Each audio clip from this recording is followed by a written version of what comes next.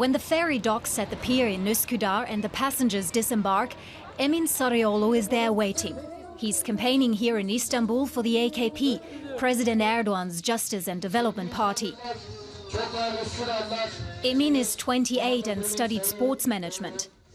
He's admired the president for as long as he can remember.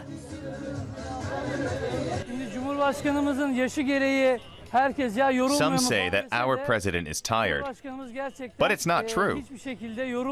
He has so much energy. To young people, that's very motivating. If he isn't tired, we young folks shouldn't be either. If you love what you do, you don't get tired. We love this country, this nation, and we'll fight for it. We will be saying no to this one-man regime on June 24th. In the neighboring district of Kadıköy, Cansu İrem Kalender is drumming up support for the pro-Kurdish People's Democratic Party, the HDP. Its presidential candidate, Selahattin Demirtas, has been in custody for 19 months on terrorism-related charges. It's time for a change.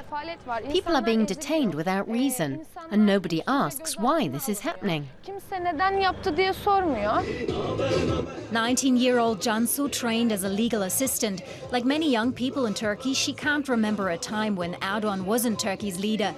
But unlike AKP campaigners, she's had enough of him. He invests in war rather than in education. He behaves like a racist, a warmongerer, a nationalist. He doesn't care about the people. That's why we say it's enough to Erdogan.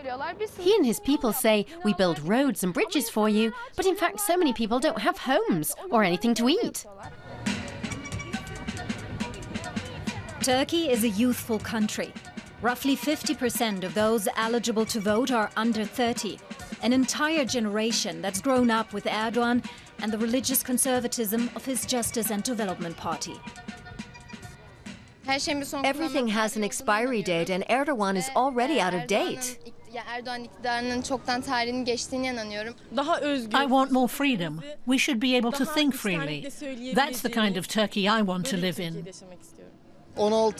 16 years is a long time for a government.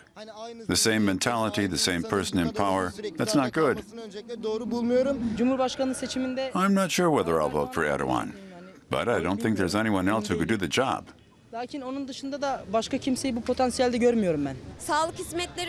Our health system is very good. He's done a lot for us. Thanks to the president, we're doing great.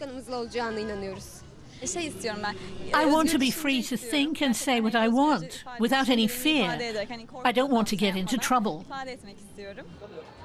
Cansu is meeting up with friends in one of the many cafes lining the streets in Kadıköy. None of them want to see Erdogan remain in power.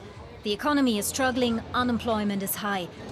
And they are afraid that Erdogan is curtailing freedoms and turning their country into a surveillance state.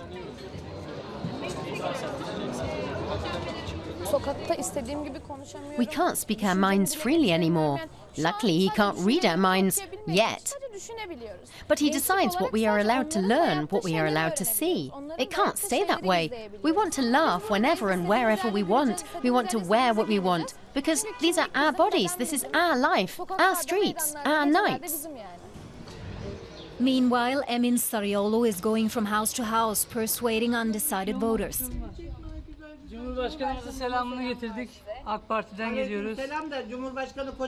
He's handing out white carnations and coffee, which goes down well with the elderly. Emin fervently believes that the AKP is also the best choice for young people. He is confident that Erdogan is the only one who can solve the country's problems. We will improve some details in our education policies. We're also working on the unemployment issue. Unfortunately, there's a problem with perception. Some say there's no democracy and no justice here. But they're wrong. The upcoming elections in Turkey will be decided by young people. 1.7 million of them are eligible to vote for the first time. The country's future is in their hands.